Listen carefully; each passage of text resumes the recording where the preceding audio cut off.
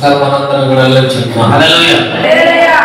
మరి ఈరోజు ప్రవహించినటువంటి కృపను బట్టి దేవాది దేవునికి మహిమ ఘనత ప్రభావం కలుగును గాక.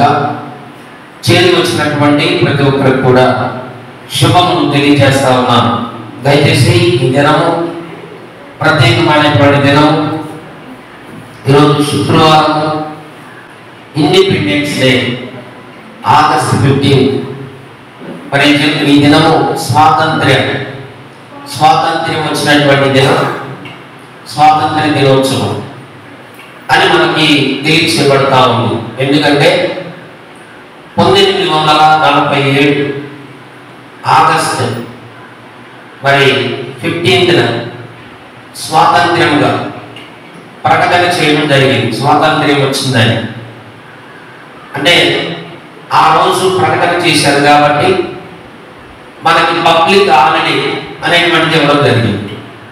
ఎందుకంటే ఈ ఆగస్టు 15న మరి ప్రపంచం మన భారతదేశంలో పౌరులు మరి ఎంతమంది అయితే ఉన్నారు, ప్రజలు ఎంతమంది అయితే ఉన్నారు, మరి జాతీయ జెండాను గౌరవిస్తూ మనందరం ఒకటి అనేటువంటి ఒక ఐక్యత భావంతో స్కూల్స్లో కానీ కాలేజెస్లో కానీ ఫుల్ ట్రాఫిక్ అన్నమాట ఈరోజు. ఎందుకంటే ఆయా ప్రాంతాలలో మరి జాతీయ జెండాను ఎగరవేసుకుంటున్నటువంటి మరి ఈరోజు ఆ యొక్క దినం. అయితే ఈరోజు మనం ఈ యొక్క జెండాను బట్టి, జెండాలో ఉన్నటువంటి రంగులను బట్టి మనము స్వాతంత్ర్య దినోత్సవంగా మరి యొక్క ఫ్లాగ్ని మనం చూపిస్తూ మనందరం ఏం చేస్తున్నామంటే జెండాను ఎగరవేస్తూ స్కూల్స్లో కానీ ఆ యొక్క ఎంప్లాయీస్ మరి జాబ్ హోల్డర్స్ కానీ కలెక్టర్స్ దగ్గర నుంచి ఎమ్మెల్యేల దగ్గర నుంచి అన్ని డిపార్ట్మెంట్లో కూడా మరి దేశాన్ని ఎంతగానో గౌరవిస్తూ ఉన్నారు. మన జాతీయ జెండాను ఎగరవేస్తూ స్వాతంత్ర దినోత్సవంగా అద్భుతంగా ఈరోజు మరి అందరూ కూడా సంతోషంగా మరి మనకి 1947 దగ్గర నుంచి కూడా జరుగుతూ ఉంది. మంచిది.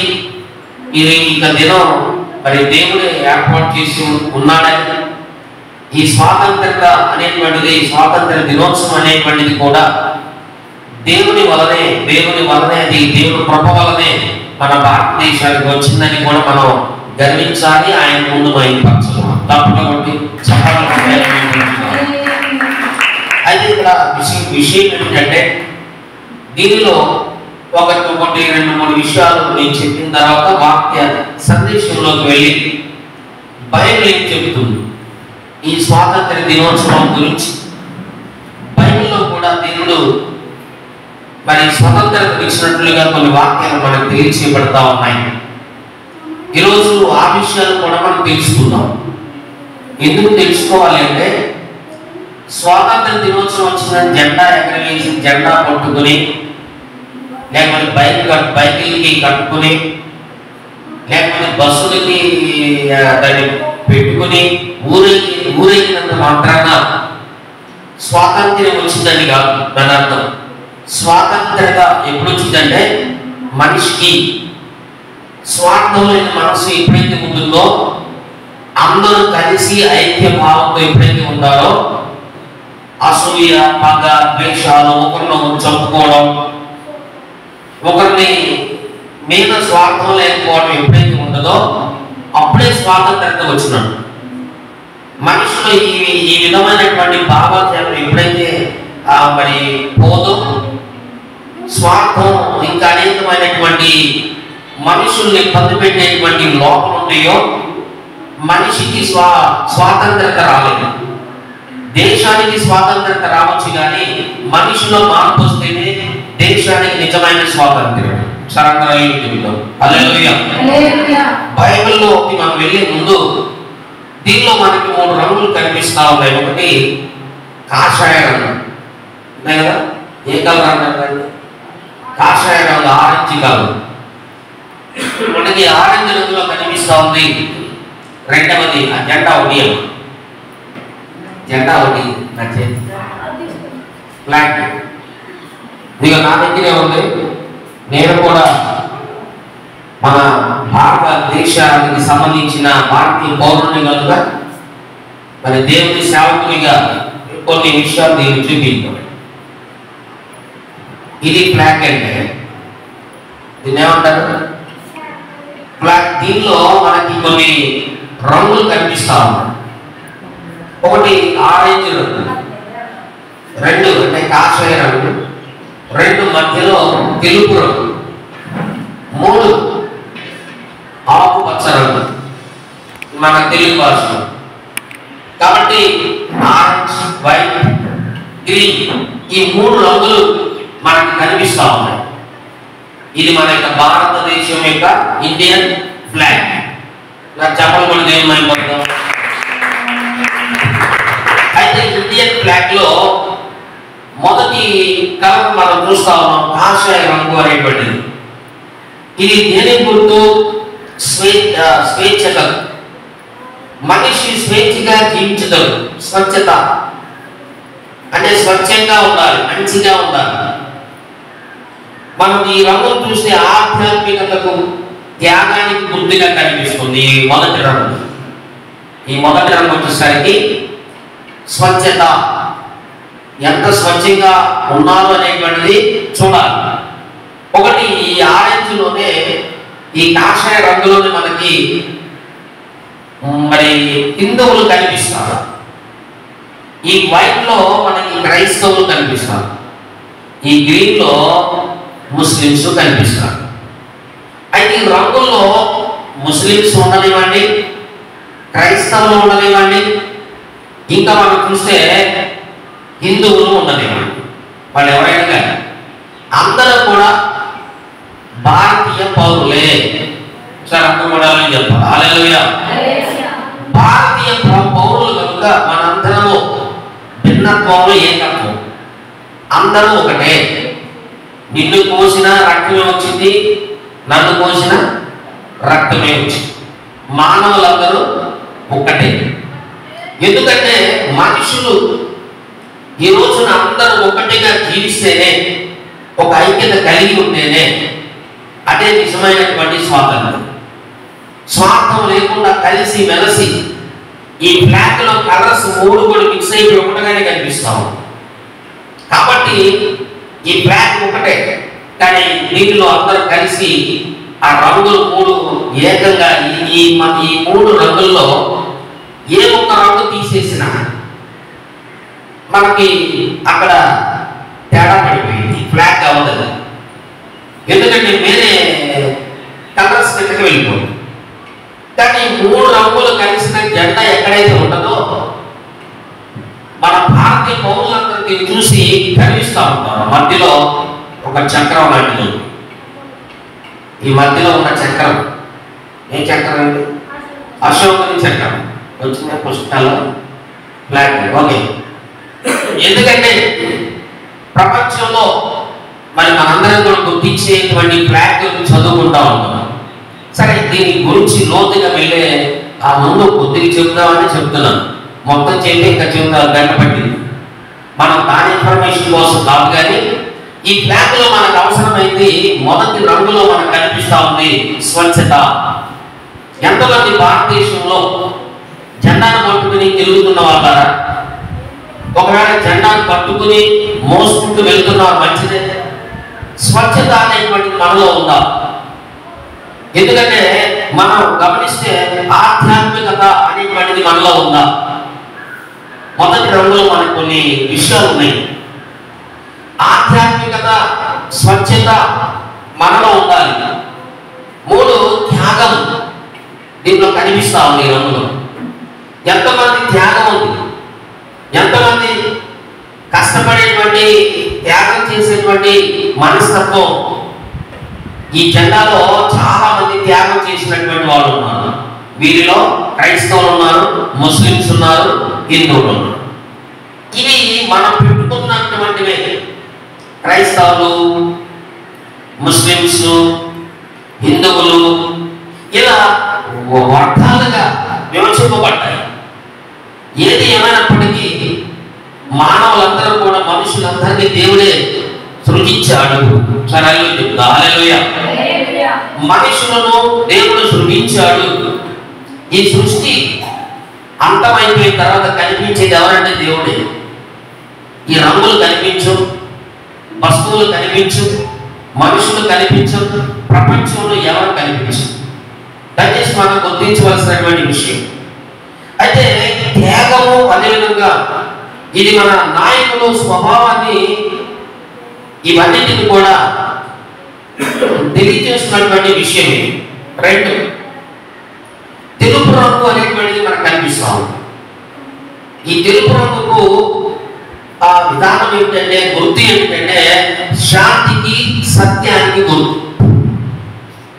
మరి స్వాతంత్ర దినోత్సవంలో ఈ తెలుపులో శాంతి అనేటువంటిది, సత్యం అనేటువంటిది మనకు కనిపిస్తాము.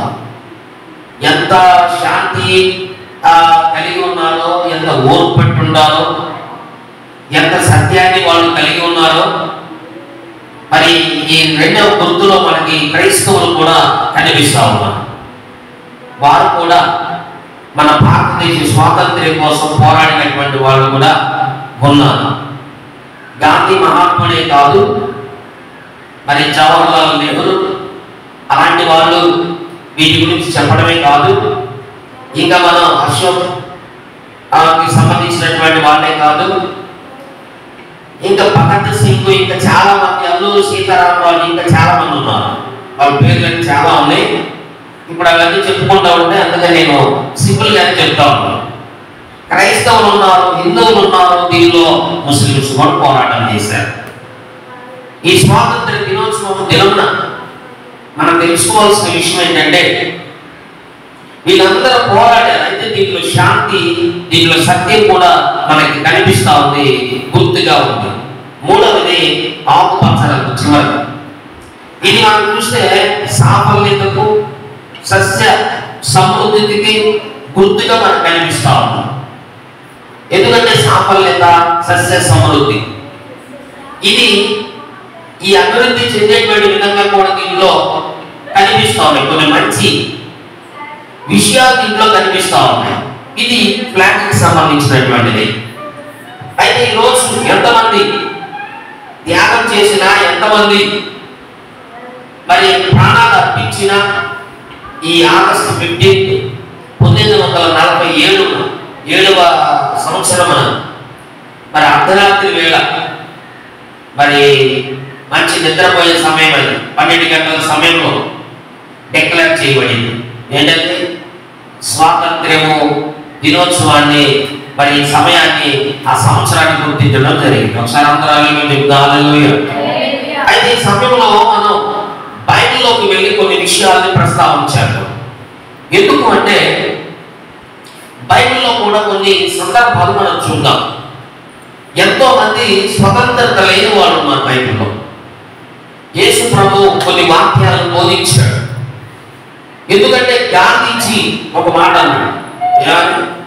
గాంధీజీ కూడా యేసు ప్రభు బోధలు విన్నాడు. ఎందుకంటే చాలా మంది బైబిల్లో యేసు ప్రభు బోధనకి ఇన్స్పిరేషన్ అయ్యాడు.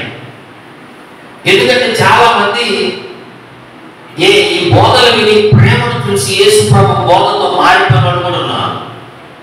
అయితే ఇక్కడ మనం చూస్తే గాంధీజీ అర్ధరాత్రి వేళ స్త్రీ నడిచి వెళ్ళి వచ్చిందనుకోండి, స్వాతంత్ర్యం వచ్చినట్టు. అంటే స్త్రీ అర్ధరాత్రి వెళ్ళి రావడం అంటే చాలా కష్టం. ఈరోజు ఎన్నో సమస్యలు జరుగుతున్నాయి. కొన్ని మాటలు ఉన్నాయి. వీటన్నిటిని మీరు చదువుకున్నా మీకు అందరికి తెలుసు. అయితే ఒక విషయాన్ని చెప్పాను. అయితే ఇక్కడ మనం గమనిస్తే బైబిల్లో ఇంకా అమూల్యమైన విషయాలు చెప్పబడ్డాయి. ఒక స్వాతంత్ర్యం గురించి దేవుడు యేసుక్రీస్తు ప్రభు యొక్క బోధలు ఎలా ఉన్నాయి. ఈరోజు మీరు ఇచ్చినటువంటి ఈ స్వాతంత్ర్యత అనేటువంటిది స్వార్థం లేని మనసు కలిగినప్పుడే, జీవించినప్పుడే నిజమైన స్వాతంత్ర్యత. ఈరోజు బైబిల్ కూడా మనిషి జీవితాన్ని, మనిషి బ్రతుకు బాగుండాలని చెప్పింది. బానిసత్వంలో నుండి బయటకు తీసుకురావడమే. ఎందుకంటే స్వాతంత్ర్యత 1947లో వచ్చింది ఏంటంటే మన దేశానికి వచ్చింది. కానీ ఈరోజు మనుషులకు స్వాతంత్రత రావాలి. ఈరోజు ఈ 2025వ సంవత్సరం ఈరోజు డేట్ ఎంత?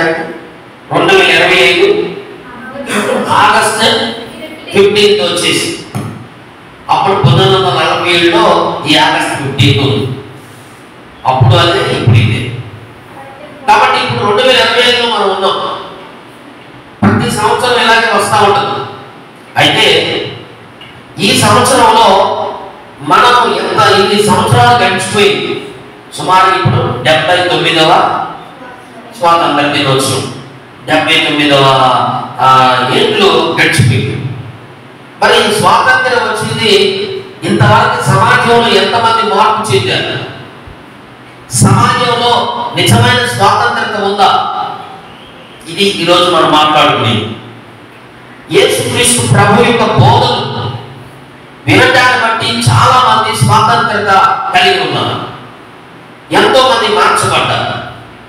భయంకరమైన రౌడీ గోండాలుగా పిలువబడేవాళ్ళు, నక్సలైట్స్, భయంకరమైనటువంటి త్రాగుడుకు అడక్ట్ అయిపోయిన వాళ్ళు, ప్రపంచంలో ఎంతో మంది భయంకరంగా గుట్ట, పాన్పర, మత్తు పదార్థాలకు బానిసైపోయిన వాళ్ళు ఎంతో మంది ప్రపంచంలో ఉన్నారు. ఇలాంటి వాళ్ళు బైబిల్ వాక్యాలను బట్టి ఏ స్వాతంత్రత అయితే మనుషులకు రావాలో బైబిల్ వాక్యాల ద్వారా, దేవుని క్రీస్తు ద్వారా ఈరోజు చాలా మంది స్వాతంత్రతలోకి నడిపించబడ్డారు. స్వతంత్రత వారికి వచ్చింది. ఈ రోజు మన భారతదేశము బాగుంది, ప్రశాంతంగా ఉంది, శాంతి సమాధానంగా ఉందంటే దీనిలో క్రీస్తు బోధలు కూడా ఈరోజు మనం వినటాన్ని బట్టే, ఈరోజు క్రీస్తు నమ్ముకోవటాన్ని బట్టే ఈరోజు భయంకరమైన వ్యసనాలు, క్రోధాలు, కక్షలు ఇవన్నీ పెరిగిస్తున్నాం, తొలగించబడ్డాయి. మనుషులకు స్వాతంత్రత క్రీస్తు వల్లనే వచ్చింది అని బైబిల్ చెప్తా ఉంది. చప్పట్లు కొడుతున్నాం. బైబిల్ గ్రంథంలో గలతీయులకు రాసిన పత్రిక 5వ అధ్యాయం 1వ వచనాన్ని ఒకసారి ధ్యానం చేద్దాం. 5వ అధ్యాయం 1వ వచనం బైబిల్ గ్రంథంలో గలతీయులకు రాసిన పత్రిక 5వ అధ్యాయం 1వ వచనం. ఈ స్వాతంత్ర్యం అనుగ్రహించి క్రీస్తు మనల్ని స్వతంత్రులుగా చేసి ఉన్నాడు. కాబట్టి మీరు స్థిరముగా నిలిచి మరలా దాస్యమును కాడి క్రింద చిక్కుకొనబడి. దయచేసి ఇక్కడ స్వాతంత్ర్యము అని కనిపిస్తాం. స్వాతంత్ర్యము అంటే మనకి దాని గురించి ఏమని చెప్పొచ్చు? బంధకాలు, రకరకాలైనటువంటి వాటి నుంచి విడుదల అవ్వడం, ఫ్రీనెస్. ఒక బానిసత్వం నుంచి ఏమవుతుందంటే బయటికి రావడం, స్వతంత్రత, ఫ్రీ, ఒక ఫ్రీడమ్ లాంటిది. ఓకేనా? ఈ ఫ్రీడమ్ అనేటువంటిది యేసుక్రీస్తు ప్రభు ద్వారా కలిగింది ఈరోజు మానవాళికి. ఈ స్వాతంత్ర దినోత్సవంలో కూడా క్రీస్తు బోధన వలన ప్రజలకు స్వాతంత్ర్యము అనేటువంటిది అనుగ్రహించబడుతుంది. సార్ అందరూ హల్లెలూయా. ఈరోజు బ్రిటిష్ వారి నుండి ఈరోజు మన దేశానికి స్వాతంత్రత వచ్చిందని 1947లో మనం సంతోషించాం. కానీ మనుషుల్లో స్వాతంత్రత రావడానికి ఈరోజు దేశానికి రావచ్చు, కానీ మనుషుల్లో రావడం చాలా కష్టం. ఈరోజు ఆ మనుషుల్లోకి రావటం ఈరోజు మన బైబిల్ ద్వారానే అది సాధ్యమవుతూ ఉంది. మనుషుల్లో ప్రేమ, సమాధానం, మంచితనం, స్వార్థం లేని జీవితం. బైబిల్ ఎప్పుడు కూడా యేసుక్రీస్తు బోధలు విన్నప్పుడు మనిషి జీవితం ఇవి లేకుండా, ఏ స్వార్థం లేకుండా మంచిని పెంపొందించి ప్రేమను పుట్టించేటువంటిదే క్రీస్తు బోధ. చంపకూడదు. ఈ స్వాతంత్ర్యము అనుగ్రహించి క్రీస్తు మనల్ని స్వతంత్రులుగా చేసి ఉన్నాడు. క్లాంపింగ్ బైబిల్ జాగ్రత్తగా. ఎందుకంటే స్వాతంత్ర్యం అనుగ్రహించాడు ప్రభు. క్రీస్తు మనల్ని స్వతంత్రులుగా చేశాడు. అంటే మనం ఎక్కడున్నట్లు ఇప్పుడు బానిసత్వంలో ఉన్నామని. ఎందుకంటే ఒక స్త్రీ బైబిల్ గ్రంథంలో మనం చూస్తా ఉన్నాం. ఆ స్త్రీ మీ అందరికీ తెలుసు. ఆ స్త్రీని పాపం చేసుకుండగా పట్టబడింది. ఏ స్త్రీ? ఆ స్త్రీ పేరు వ్యభిచారం చేస్తుండగా కొంతమంది శాస్త్రంలో పరిశీలి పెద్దలనేటువంటి వాళ్ళు ఎవరు పట్టుకొచ్చారు? ఒక స్త్రీ వ్యభిచారం చేస్తున్నా పట్టుకొచ్చారు. ఆ స్త్రీని మరి పురుషుని పట్టుకురా. ఎందుకంటే స్త్రీని తీసుకొచ్చి మనం ధర్మశాస్త్రం ప్రకారంగా రాళ్ళతో కొట్టి చంపాలి అని చెప్పి పట్టుకొస్తే యేసుప్రభు దగ్గరికి యేసుప్రభు ఏమన్నాడు? మీలో పాపము లేనివాడు ఆమె మీద రాయి వేయలేడు. యేసుప్రభు ఏం చెప్తారని ఆయన దగ్గరికి తీసుకొస్తే ఆయన ఒక స్త్రీకి ఒక సమాజంలో ఒక సత్యాన్ని, ఒక స్వతంత్రతను, ఒక ఫ్రీనెస్ ని, ఫ్రీడమ్ను ఇవ్వటానికి ఆమెను చంపకుండా ఇటు ధర్మశాస్త్రాన్ని ఇటు ప్రవక్తల లేఖనాలను నెరవేరుస్తూ ఆయన చక్కటి తీర్పు ఇచ్చాడు. మీలో పాపం లేనివాడు ఆమె మీద రాయి వేయడు. ఇంకా ఆయన ఏదో నేల మీద రాస్తా ఉన్నాడు. ఒక్కొక్కరు పాపాలను రాస్తున్నాడు. అందరూ పాపులే, రాయడానికి రైట్ లేదు అక్కడ. ఎందుకంటే వీళ్ళు పాపమే, ఆమె పాపం. రాళ్ళ వేయడానికి ఎవరు సాహసించలేదు, రాళ్ళని పడేశారు. యేసుప్రభు అన్నాడు ఒక మాట, అమ్మా ఇక పాపము చేయమాను. ఆమె వ్యభిచారం అనే పాపములో పట్టబడిపోయింది. వ్యభిచారం అనే బానిసత్వంలోకి వెళ్ళిపోయింది. ఆమె జీవితంలో శాంతి సమాధానం లేదు. ఎందుకంటే ఆమె చివరికి ఏమొచ్చిందంటే ఆ వ్యభిచారాన్ని బట్టి రాళ్ళతో కొట్టి చంపే పరిస్థితి వచ్చింది. అలాంటి సమయంలో యేసు ప్రభు ఆమెను ఆ సమస్య నుండి విడుదల చేశాడు, ఫ్రీడమ్ కలిగించాడు. చప్పలు కొట్టి దేవుని. ఎందుకంటే ఆమెకి ఎన్నడూ పాపము చేసినట్టు బైబిల్లో లేదు. ఈరోజు ఇదే నిజమైన స్వాతంత్ర్యం అండి. ఈరోజు పాపం నుంచి ఆమె మంచిలోనికి నడిపించబడింది. పాపం నుంచి పరిశుద్ధతలోకి నడిపించబడింది. పాపం నుంచి స్వచ్ఛమైన జీవితాన్ని ప్రారంభించింది. పాపం నుండి ఆమె మారవలసి పొందింది. పాపము చేయకుండా పాప క్షమాపణకి దొరికింది. యేసు ప్రభువు ఏ పాపం లేదు. సరే హల్లెలూయా. యేసు ప్రభు రాయేసి చంపేయచ్చు, కానీ యేసు ప్రభు క్షమించి వదిలేశాడు. యేసు ప్రభు ఆమెకు క్షమాపణ కలిగించాడు. ఎవరు చంపకుండా కాపాడాడు. ఈరోజు ఆమెకు ఒక స్వాతంత్రతను ఇచ్చాడు. సరే చెప్తాం హల్లెలూయా. ఈరోజు అలాగే క్రీస్తు మనలను ఎంతో మందిని ఈ ప్రపంచంలో స్వతంత్రులుగా చేస్తా ఉన్నాడు. నిన్ను నన్ను ఈరోజు స్వతంత్రులుగా చేశాడు. ఒకప్పుడు ఇశ్రాయేలు ప్రజలు వెట్టి చాకరీ చేసుకుంటా ఉన్నారు. బానిస బ్రతుకుతున్నటువంటి వాళ్ళు. ఎందుకంటే ఇటుకలను తయారు చేసేటువంటి వాళ్ళు. ఇటుకలను చేస్తూ బానిస బ్రతుకుతూ ఆ మట్టిని తొక్కుతూ జీవిస్తున్నటువంటి జీవితాల వాళ్ళు. ఇలాంటి బ్రతుకులో ఉన్నప్పుడు వారి మొరను యేసు దేవాది దేవుడు విన్నాడు. అలాంటి వాళ్ళను ఆ బానిసత్వంలో ఉన్నటువంటి ఆ ఫరో కింద ఉన్నటువంటి ఆ యొక్క ఐగుప్తులో బానిసలుగా ఉన్నటువంటి ఇశ్రాయేలు జనాంగాన్ని దేవుడు ఏం చేశాడంటే విడిపించాడు. వారి మొరను విని ఇశ్రాయేలు జనాంగాన్ని మోషేను పంపించి బయటకు తీసుకొచ్చాడు. వారికి ఫ్రీనెస్ ఇచ్చాడు, స్వాతంత్రత చెప్పకూడదు.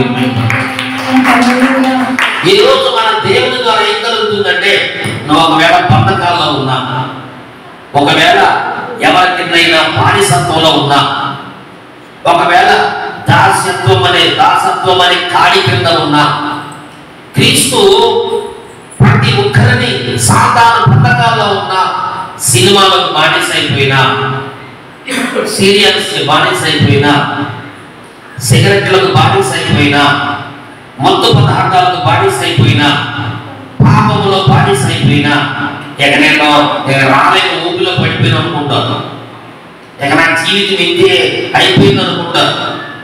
ఈరోజు స్వాతంత్రం ఎవరికి రావాలంటే మనుషులకు రావాలి. మనుషులు స్వార్థమైన జీవితం రావాలి.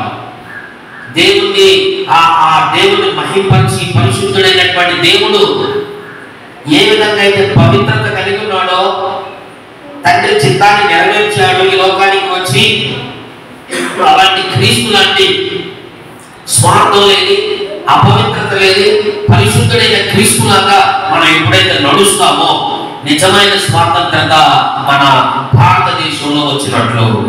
అందరూ కూడా అందుకే క్రీస్తు వలన స్వాతంత్ర్యం కలుగుతుంది. క్రీస్తు మనలను స్వతంత్రులుగా చేసి ఉన్నాడు కాబట్టి మీరు స్థిరంగా నిలిచి మరలా బానిస బ్రతుకుల్లోకి వెళ్ళండి. వదిలిపెట్టిన పాపిష్టి వాటిలోకి మరలా మనం వెళ్ళకూడదు, వాటిల్లో మనం చిక్కుకోకూడదు. బైబిల్ దాసమైన కార్యక్రమంగా చిక్కుకోనప్పుడు ఈరోజు చాలా మంది రక్షించబడతారు, దేవుళ్ళకి వస్తారు, మందిరానికి వస్తారు, పాటలు పాడతారు, ప్రార్థన చేస్తారు, అన్నీ మంచిగానే ఉంటుంది. మళ్ళీ ఏం చేస్తారు? లోకంలోకి వెళ్ళిపోతారు, మళ్ళీ పాపం అనే కార్యక్రమానికి వెళ్ళిపోతారు, మరలా దాసత్వంలోకి వెళ్ళిపోతారు. బైబిల్లో ఆయా సందర్భాలు ఇజ్రాయెల్ ప్రజల్ని దేవుడు ఎన్నోసార్లు పరీక్షించాడు, పరిశీలించాడు. ఎంతో మంది ప్రవక్తలు పంపించాడు, వాళ్ళ బ్రతుకులు మారదు. మళ్ళీ మొగల బానిసత్వంలోకి వెళ్ళిపోతూ ఉంటారు, మళ్ళీ ఇంకో ప్రవక్త వస్తూ ఉంటారు, మళ్ళీ బానిసత్వంలోకి వెళ్ళిపోతూ ఉంటారు, మళ్ళీ విడిపించడానికి మళ్ళీ ఇంకో ప్రవక్త వస్తాడు. మనం కొన్ని ఆ ప్రవక్తలని గురించి మనం చెప్పుకుంటా ఉన్నప్పుడు ఎంతో మంది బానిసత్వంలో పడిపోయిన సందర్భాలు ఉన్నాయి. మగ్నియేలని ప్రవక్త రావడం, తర్వాత ఇంకా ఎంతో మంది ప్రవక్తలు రావడం, చివరికి మరి క్రీస్తు రావడం. క్రీస్తు వలన బానిసత్వం నుంచి ప్రజలు విడిపించబడడం, పాపం నుంచి విడిపించబడడం, కలవరి శిలువలో ప్రాణం పెట్టడం వల్ల ప్రజలకు మరి ఏం జరిగిందంటే రక్షణ, స్వాతంత్ర్యం, అన్ని విధాలుగా ఫ్రీనెస్ యేసుక్రీస్తు ద్వారా వచ్చినాయి. చెప్పడం ఎంతో మంది అప్పట్లో చాలా మందికి బైబిల్ తెలియదు, బైబిల్ని చదవలేము. ఈరోజు కూడా అందరూ తెలుసుకుని మారిపోతూ ఉన్నారు. సత్యం ఎక్కడుందో ఆ సత్యమే స్వతంత్రులుగా చేసింది. సత్యం మనల్ని ఏం చేసిందంటే స్వతంత్రులుగా చేయాలని యేసుక్రీస్తు ప్రభు బోధ. అది చెప్పగానే కొంతమంది ఏమన్నారో బైబిల్లోకి వెళ్ళి చూద్దాం. ఒకసారి చూద్దాం యోహాను సువార్త 8వ అధ్యాయం. యోహాను సువార్త 8వ అధ్యాయం 32వ వచనం. సత్యం మిమ్మల్ని స్వతంత్రులుగా చేయని చెప్పగా ఏం చెప్తుందండి బైబిల్? సత్యము మిమ్మల్ని సత్యము జాగ్రత్తగా మీలో సత్యం ఉందా? ఆ సత్యం ఎవరు? మనలో సత్యం లేదు, మన పాపులు. ఈరోజు ప్రపంచంలో చాలా మంది చూడండి, పుట్టిన వాళ్ళు ప్రతి ఒక్కరు వాళ్ళు ఎవరైనా కానీ మేము మంచి వాళ్ళని, మీ సత్యం ఉంది, మేము చాలా పవిత్రులని అని చెప్పుకోవడానికి లేదు. ఎందుకంటే యేసు ప్రభు ఏ పాపం లేనివాడు ఆయన ఉన్నాడే, ఏ మోసం లేనివాడు ఆయన దేవుడు. ఆయన సత్యం, ఆ సత్యము ఆ క్రీస్తు ఈ లోకానికి రావడం వలన మానవాళి ఏ పాపములైతే పడిపోయారో, దొంగతనాలు, మోసాలు, స్వార్థం, అసూయ, కక్షలు, రకరకాల పూజలు, రకరకాలైనటువంటి వాటికి మొక్కడం, నిజమైన దేవుడు ఎవరో, సత్యమేంటో తెలియని ప్రజలు ఎంతో మంది ప్రపంచంలో ఉన్నారు.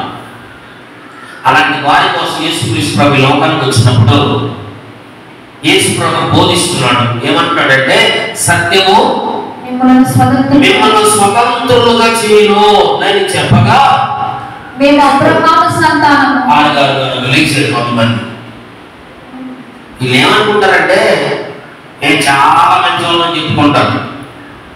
ఈరోజు సమాజంలో చాలా మంది ఉన్నారు. నేను ఎంత మంచి వాళ్ళమంటే 20 సంవత్సరాల నుంచి ప్రార్థనకి వెళ్తున్నాం. బ్యాప్టిజం తీసుకోకపోయినా లేకపోతే దేవుని నమ్ముకోకపోయినా మేము అబ్రహాం మా ఉన్నారు అంటాడు. క్రీస్తు అనుసరించిన బోధనలు లేరు, క్రీస్తుని నమ్మల. కానీ సత్యం మిమ్మల్ని స్వతంత్రులుగా చేయాలంటే సత్యం క్రీస్తు మిమ్మల్ని స్వతంత్రులుగా చేస్తాడని చెప్తే ఏమంటున్నారు తెలుసా? మేము యేసు ప్రభు బోధించలేదు కొంతమంది. మేము అబ్రహాము సంతానము, మేము ఎన్నడూ ఎవరికి దాసులమై ఉండలేదే, మీరు స్వతంత్రులుగా చేయకూడదని ఎలా చెప్పుచున్నామని ఎవరికంటున్నారు? యేసు ప్రభు అంటున్నారు. ఈరోజు నువ్వు ఎలా స్వతంత్రంగా చేయగలవు? మేము అబ్రహాము సంతానము, మేము ఎన్నడూ ఎవరికి దాసులమై ఉండలేదే. చూడండి ఎంత అమాయకంగా మాట్లాడుతున్నారండి. మేము అబ్రహాము సంతానం, మీరు అబ్రహాము సంతానం అని చెప్పుకుంటున్నారు, మేము గొప్పవాళ్ళని చెప్పుకుంటున్నారు, మేము నీతిమంతులు అని చెప్పుకుంటున్న బ్యాచ్ వీళ్ళు. ఈరోజు చాలా మంది గమనించండి, మేము ప్రార్థనకు వెళ్ళినా వెళ్ళకపోయినా, మేము దేవుని సన్నిధికి వచ్చినా రాకపోయినా మేము ఎవరు అనుకుంటున్న నీతిమంతులు, మేము చాలా గొప్పవాళ్ళం, మేము ఇంట్లో ప్రార్థన చేస్తున్న భక్తి పరులమే, మేము చాలా పవిత్రులం అని చెప్పుకునే వాళ్ళు ఎంతో మంది ఉన్నారు. మా అర్థం అవుతుందా? ఇలాంటి విధానంలో ఈ పరిసయ్యుల శాస్త్రంలో కొంతమంది ప్రజలు ఇక్కడ యేసు ప్రభుతో మాట్లాడుతున్నారు. మేము ఎన్నడూ ఎవరికి దాసులమై ఉండలేము అంటే వీళ్ళు అర్థమైంది, మేము నీకంటే కూడా గొప్ప, మేము బానిసలు ఎవరికి ఉన్నాం, మా కిందే ఒకడు ఉంటాడు, మా కిందే పనులు చేసేవాడు ఉంటాడు. ఇది ఎవరో తెలుసా? సమాజంలో యూదులు, ఈ పెద్దలు, శాస్త్రులు బయటలో ఉంటారు. మనకి వీళ్ళందరూ కూడా మేము అబ్రహాము పిల్లలు, మేము గొప్పలం అని పేరు ఖర్చులు పెద్ద పెద్ద డ్రెస్సులు వేసి కంప్లీట్ అడాప్ట్ చేస్తూ ఉంటారు. అక్కడ పెట్టాలని కోరుకుంటూ ఉంటారు. మేము చెప్పింది వినాలంటూ ఉంటారు. మేము ఎవరికి బానిసలు కాదు. యేసు ప్రభు ఏమో నన్ను నమ్మితే క్రీస్తు సత్యం మిమ్మల్ని స్వతంత్రులుగా చేస్తుంది అని ఆయన చెప్తుంటే, వీళ్ళేమో మాకు అవసరం లేదు, మేము అబ్రహాం పిల్లలు, నేను ఎంత గొప్పవాడు, అబ్రహాం కంటే గొప్పవాడు యేసు క్రీస్తు. తప్పకుండా మోసే కంటే గొప్పవాడు, గొప్ప ప్రవక్త. ఎందుకంటే మోసే అన్న పాడీలు అంటాడు, ఈయన కానీ కాదనంటే సర్వనాశనం అయిపోతారు ప్రజలు. సత్యంలోకి రాలేదు. క్రీస్తును కాదంటే, క్రీస్తు బోధ నమ్మకపోతే ఈరోజు వీళ్ళు నమ్మకుండా మేము ఎవరికి దాసులు కలిగి అని చెప్తా ఉన్నాను. మీరు స్వతంత్రులుగా చేయకూడదని ఎలా చెప్పుచున్నారో ఆయన తండ్రి. అందుకు యేసు ప్రభు ఏమన్నాడు చూడండి, పాపము చేయి ప్రతివాడును పాపములకు దాసుడని, పాపము చేయి ప్రతివాడును పాపములకు దాసుడని మీతో నిశ్చయముగా చెప్పుచున్నాను. పాపములకు దాసుడు మీతో నిశ్చయముగా చెప్పుచున్నాను. ఆ అద్భుతమైన స్టేట్మెంట్ యేసు ప్రభు మాట్లాడాడు. ఇప్పుడు అందుకు యేసు పాపం చేసేవాడు ఎంతమంది ఉన్నారు? మా పాపం చేయ ప్రతివాడు. పాపం అంటే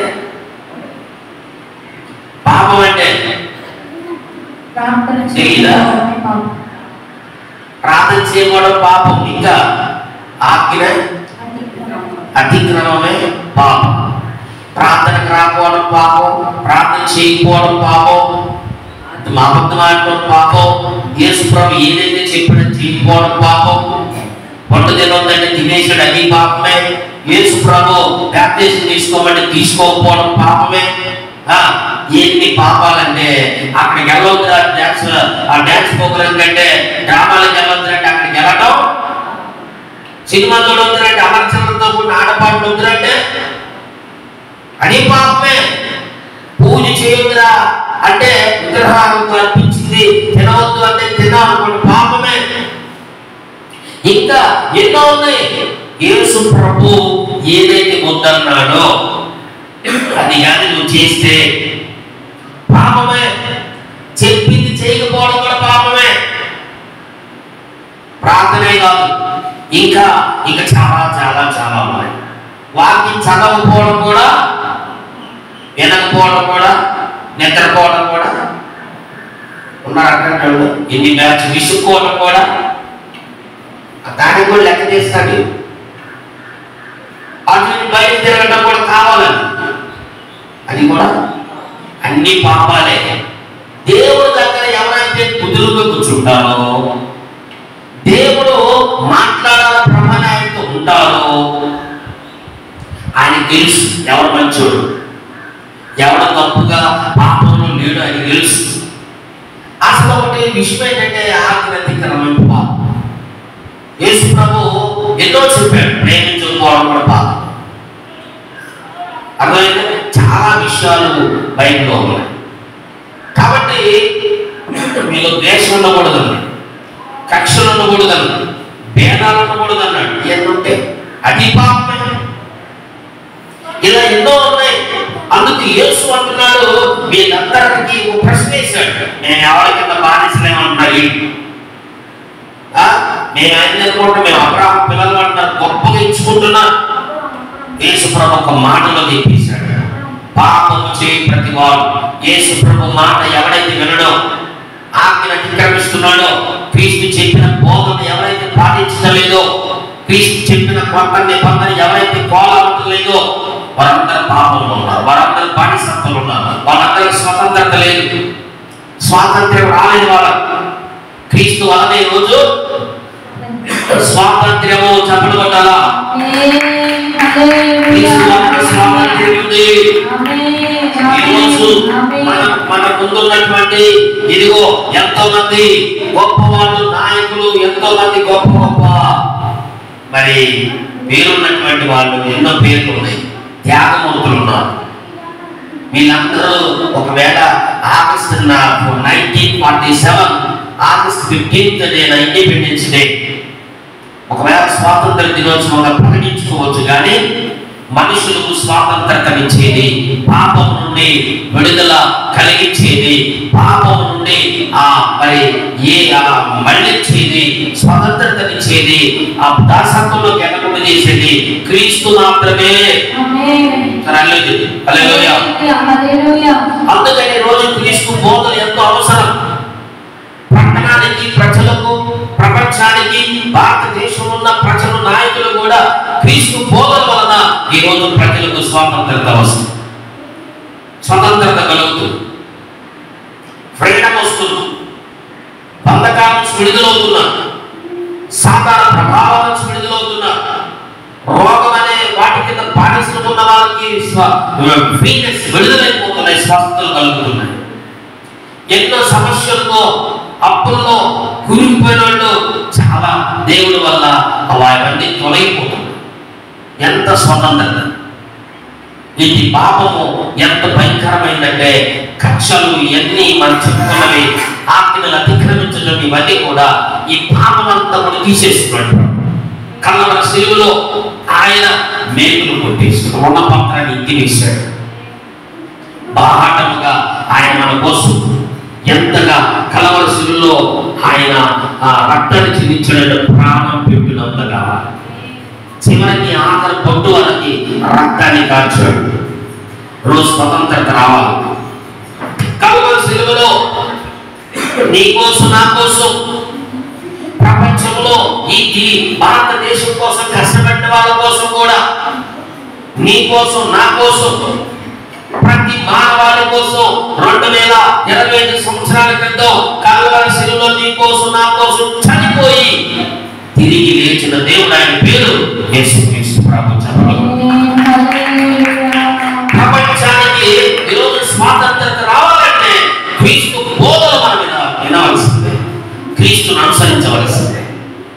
ఈరోజు గాంధీ గారు మరి ఈరోజు స్వాతంత్రానికి ఈ స్వాతంత్ర దినోత్సవంలో ఒక వ్యక్తిగా మనకు కనపడతాం. ఆయన క్రీస్తు బోధలు విన్నాడు. ప్రేమ ఒకరిని ఒక చెంప మీద కొడితే రెండో చెంప చూపించమన్న బోధ విన్నాడు. ఆయన ప్రేమను, శాంతిని, యేసు ప్రభువును చూసి నేర్చుకున్నాడు లండన్లో. ఈరోజు అంబేద్కర్, ఈరోజు ఇంకా మనం చూస్తే బైబిల్లో చాలా మంది ఉన్నారు. ఈ సమాజంలో ఎంతో మంది ఉన్నారు. ఎందుకంటే వీళ్ళందరూ కూడా క్రీస్తు బోధనకు చాలా ఇన్స్పైర్ అయ్యారు. ఈరోజు మన జీవితాల్లో కూడా మనం కూడా క్రీస్తు బోధలు విని క్రీస్తు ఏమంటున్నాడంటే పాపం నుండి నీకు స్వతంత్రత కలగాలంటే సత్యమే ఆ యేసు క్రీస్తు వల్ల ఇది సాధ్యం. ఈరోజు యేసయ్య పవిత్రుడు, పరిశుద్ధుడు, ఆయన జీవం కలిగిన వాడు, నిన్ను బానిసత్వం నుంచి విడుదల చేయగలిగిన వాడు. ఆయన చప్పట్లు కొడతాం. ఏమన్నారంటే వీళ్ళు దాసుడు ఎల్లప్పుడూ ఇంటిలో నివాసము చేయడు. దాసుడు ఎల్లప్పుడూ ఇంటిలో నివాసము చేయడు. కుమారుడు ఎల్లప్పుడూ నివాసము చేయడు. కుమారుడు మిమ్మల్ని స్వతంత్రులుగా చేసి కుమారుడే మిమ్మల్ని స్వతంత్రులుగా చేసిన ఎడలా మీరు నిజముగా స్వతంత్రులై చెప్పకుండా యేసుక్రీస్తు ప్రభువు కుమారుడుగా తండ్రి, కుమార, పరిశుద్ధాత్మ దేవుడు ముగ్గురు ఒకటిగా మనం చూస్తా ఉన్నాం. తండ్రి కాలం ప్రవక్తలు ఉన్నారు. తర్వాత కుమారుని కాలంలో ఎంతో మందిని కుమారుల ద్వారా ఈరోజు ఒక మార్గం ఏర్పడింది. ఈరోజు పరిశుద్ధాత్మ దేవుడు ఆ మార్గాన్ని ప్రచురిస్తూ ఉన్నాడు. అనేక మందికి పరిశుద్ధాత్మ దేవుడి ద్వారా ఈ బోధనను బయటకు తీసుకెళ్తున్నాడు. క్రీస్తు ఏ బోధన అయితే చెప్పాడో బైబిల్ అవే బోధనలు చెప్పబడుతున్నాయి. దీంట్లో మార్చడం కానీ, కొత్త కలపడం కానీ, కొత్త రకాల బోధన తేవడం అవసరం లేదు. మాకు కొన్ని నియమాలు ఉంటాయి, మాకు కొన్ని కట్టడాలు ఉంటాయి. మేము చెప్పింది ఏంటంటే నువ్వు చెప్పింది ఏంటంటే కాదే, బైబిల్ చెప్పింది ఏంటంటే మనం రావాలి, బైబిల్ చెప్పిందే చేయాలి. బైబిల్లో లేకపోతే అసలు పాటించుకోవాలి ఎవరు చెప్పినప్పుడు. ఈరోజు ఈ కుమారుని ద్వారా స్వతంత్రులుగా చేసి మీరు నిజముగా స్వతంత్రులు అయిపోతారు. చెప్పకుండా నిజమైన స్వాతంత్ర్యం రావాలంటే క్రీస్తు కుమారుడు ద్వారా ఈరోజు మన స్వతంత్రత కలిగి స్వార్థం ఉండదు, మోసాలు జరగదు, ఎదుటివాడిని మోసం చేయదు, ఎదుటివాడిని చీలించే సంపలు, మడ్రలు, రకరకాల నరహత్యలు, దొంగతనాలు, అబద్ధాలు, మోసం పనులు ఇవన్నీ ఆగిపోయినాయి అంటే అది నిజమైన స్వాతంత్రం, నిజమైనటువంటి ఫ్రీడమ్. ఈరోజు సాతానుగాడు అనేక మందిని బానిసలుగా చేసుకున్నాడు. ఈ ప్రపంచంలో ఎంతో మందిని కీలుబొమ్మగా ఆడిస్తా ఉన్నాడు. ఈరోజు మీరు గుర్తించి యేసు క్రీస్తు ప్రభు యొక్క బోధలు మీరు వినటం వల్ల మీ జీవితాల్లో నిజమైన స్వతంత్రత వస్తుందని అక్కడ ఉన్నటువంటి అనేక మందికి దేవుడు చెప్పాడు. ఎందుకంటే ఈరోజు మనందరం కూడా నిజమైన స్వాతంత్రతలోనికి వెళ్ళాలని ప్రభు కోరుకున్నాడు. సరైన చిన్న పాయింట్ చూపించి ముగించేస్తారు. దయచేసి బైబిల్ గ్రంథంలో రోమిలికి రాసిన పత్రిక 7వ అధ్యాయం 3వ వచనం. ఇక్కడ ఒక భార్య భర్తల గురించి చెప్పాడు. కాబట్టి భర్త బ్రతికి ఉండగా ఆమె వేరొక పురుషుణ్ణి చేరిన ఎడల వ్యభిచారిణి అనబడును గాని భర్త చనిపోయిన ఎడల ఆమె ధర్మశాస్త్రము నుండి విడుదల పొందెను కనుక వేరొక పురుషుని వివాహం చేసుకునినను వ్యభిచారిణి కాకపోవును. దయచేసి గమనించవలసిన విషయం ఏంటంటే భర్త బ్రతికుండగానే ఆమె వేరొక పురుషుణ్ణి, అంటే అసలు మాట ఏంటంటే వివాహం చేసుకుని ఎడల, వేరొక పురుషుణ్ణి చేరిన ఎడల, భర్త బ్రతుకున్నాడు వేరొక పురుషుడిని వివాహం చేసుకున్నాం, భర్తను వదిలిపెట్టేసి. భర్తను కాదని వేరొక పురుషుడితో పాపం చేస్తావు. ఈరోజు నువ్వు ఎవరంటే వ్యభిచారి. అయితే వ్యభిచారం అనబడదు, కానీ భర్త చనిపోతానికి ఫ్రీడమ్ ఇచ్చాడు. అసలు బైబిల్లో అన్న 87 సంవత్సరాలు మందిరంలో దేవునితోనే ఆమె నివాసం చేసి ప్రార్థన సేవ చేసి. ఎందుకంటే మొదటిది రెండవది ఒకటే రెండు. ఈరోజు భర్త బ్రతికి ఉండగానే మరొక వివాహం చేసుకుంటే, మరొకరితో ఉంటే అది వ్యభిచారిణి పరిగణించబడింది. వారు ఒకవేళ భర్త చనిపోతే అప్పుడు యేసుక్రీస్తు ఈ బోధల్లో పౌలు గారు చెప్తా ఉన్నాడు, వాళ్ళకి స్వేచ్ఛ, వాళ్ళకి చనిపోయిన ధర్మశాస్త్రం విడుదల పొందిన కనుక వేరొక పురుషుని వివాహం ఆడవచ్చు అని చెప్పాడు. ఇంకో చోట పౌలు ఏమన్నాడంటే చేసుకోకపోవడమే మంచిది అన్నాడు. అది అందరూ చదవరు. ఏ కాకి వివాహం చేసుకోవడానికి చూస్తాను. వీడు పోతే ఒక్కొక్కరు, వీడు ఎప్పుడు పోవాలా ఒక్కొక్కరి దగ్గరికి వెళ్ళిపోతాం. ఆడిక ఎంతకంటే ఘోరంగా ఉంటాడు. మొదటివాడే నీకు దేవుడు ఇచ్చిన భర్త నీ భర్తే కంటే చచ్చిపోవాలని కోరుకోగలరు. ఏమా కొంతమంది కావాలని చంపేసి వాళ్ళు ఎక్కువైపోయిన కేసులు అయ్యి వార్తల్లో కేసులు ఏంటంటే భర్తలను చంపిన భార్యలు. మొన్న ఒకటి నెట్టేసి కావాలి పిచ్చి దగ్గరికి తీసుకెళ్ళి నెట్టేసి కావాలో నెట్టేసరికి పాపం ఏదో వచ్చిరాని కొడతా ఉన్నాడు. ఏదో కొంచెం గట్టు తగిలింది, ఆ గట్టు మీద ఎక్కాడు. ఈ లోపల ఆ రిస్క్ టీం ఎవరు ఉంటారు కదా, వాళ్ళు మొత్తానికి గజీతగాళ్ళు వచ్చి తాడేసి లాగేసారు మనోడు. రెస్క్యూ. ఎందుకంటే ఇట్లాంటి వాళ్ళు భర్తలు చంపే టీం ఎక్కువైపోయింది శ్రేణుల్లో.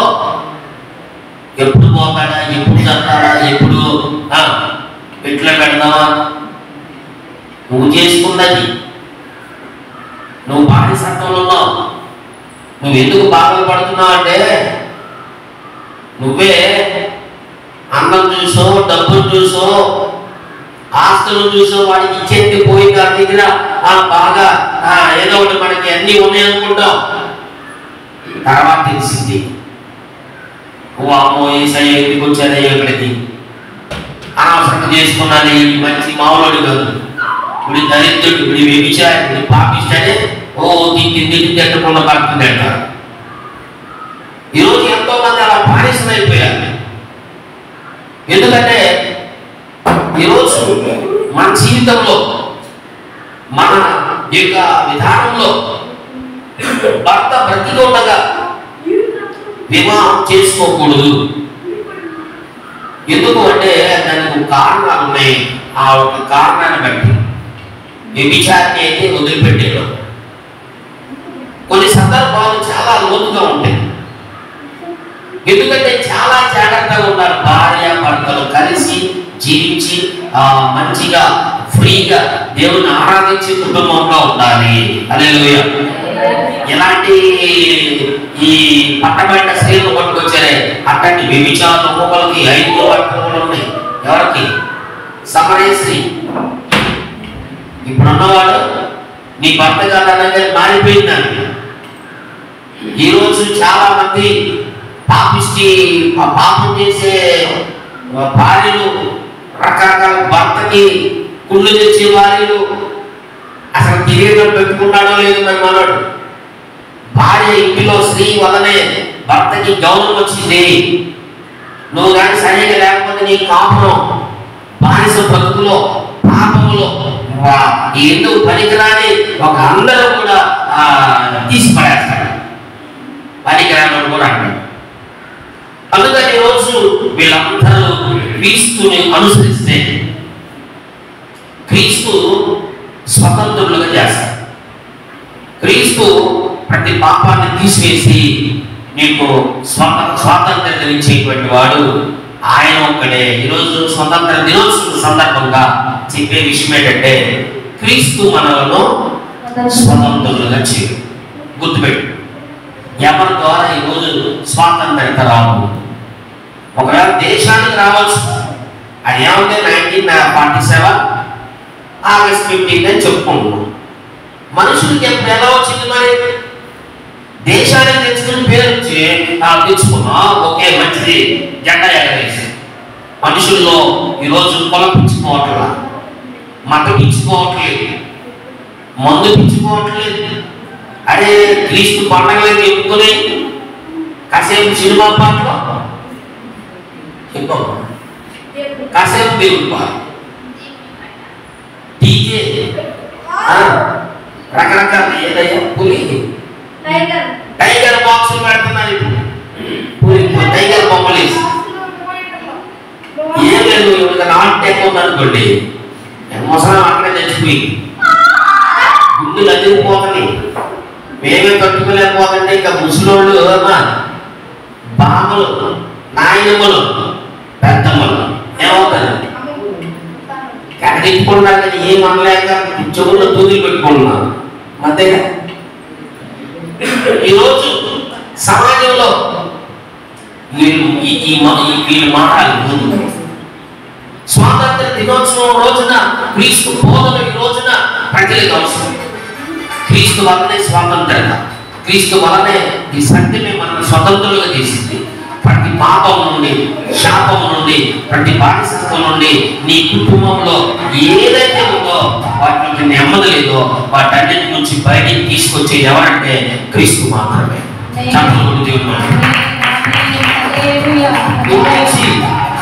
ఇంట్లో కూర్చుంటే కాదు, ఎక్కడెక్కడో ఉంటే కాదు, క్రీస్తు దగ్గరకు వస్తే మీరు స్వతంత్రులు అవుతారు. క్రీస్తు దగ్గరికి రాకుండా ఈరోజు సత్యం తెలుసుకోకుండా, క్రీస్తును నమ్మకుండా ఈరోజు ఎంతో మంది ఉన్నారు. ఈరోజు మీకు కొనపించుండొచ్చు, మతపించుండొచ్చు. రేపాటండి కొనపించోడు నేను, కళ్ళు లేదు కాబోదు, మతపించోడు నేను, మదిలి ఆడి పెట్టుకుంటాడు. ఆ మాట గ్రహింపు లేని పరిస్థితి. ఈరోజు మన జీవితంలో బైబిల్ ఏం చెబుతుంది? బైబిల్ మనల్ని ఎలా స్వతంత్రంలో చేయగలదు? బైబిల్ ద్వారా మనం ఎలా ఆ దేవుల్లో నుండి గొప్పగా ప్రశాంతతలోకి, ఫ్రీడంలోకి మనం వెళ్ళగలం అనేటువంటి చదవండి. బైబిల్ చదివి ప్రార్థన చేయండి, ప్రభు మిమ్మల్ని దర్శిస్తుంది. మీరు విశ్వాసం ఇచ్చితే మీరు స్వతంత్రులైపోతారు. మీకున్న కష్టాలు పోతారు, నష్టాలు పోతారు. మీరు మీ అన్ని తొలగించేది ఎక్కడంటే క్రీస్తు దగ్గరే, క్రీస్తు ద్వారానే, క్రీస్తు వలనే ఈరోజు స్వాతంత్ర్యము చప్పట్లు కొడుతున్నాం. అందరూ ఈ యొక్క ఇండియన్ ఫ్లాగ్ దీనికోసం హిందువులు, క్రైస్తవులు, ముస్లిమ్స్ సోదరులు ఎంతమంది ఉన్నారో వారందరూ కూడా మంచి వాళ్ళుగా ఉండాలని, ఒక ఐక్యత కలిగి ఉండాలని ఇదిగో ఈ ఫ్లాగ్ లో కనపడుతున్న వీరందరి కోసం ప్రార్థించాను. ఈరోజు దయచేసి మనందరం ప్రభువా, హిందువులు, క్రైస్తవులు, ముస్లిమ్స్, రేపు మేమందరం స్వాతంత్రత ఆ దేశానికి వచ్చింది, మాలో కూడా రావాలి. ఈరోజు నిన్ను నమ్ముకోవాలి, మేమందరం ఒకటి కావాలి, పరలోకం ఉండాలి, ఎవరు నశించుకోకూడదు, మా దేశాన్ని కాదు అని ప్రార్థించేద్దాం. అందరం మోకరించి కళ్ళు మూసి అందరం మోకరిద్దాం. ఇక ప్రార్థన చేసే మంచి సమయం. ఈరోజు క్రీస్తు వల్ల స్వాతంత్రం అని మనందరం ఏంటో ఉన్నాం కనుక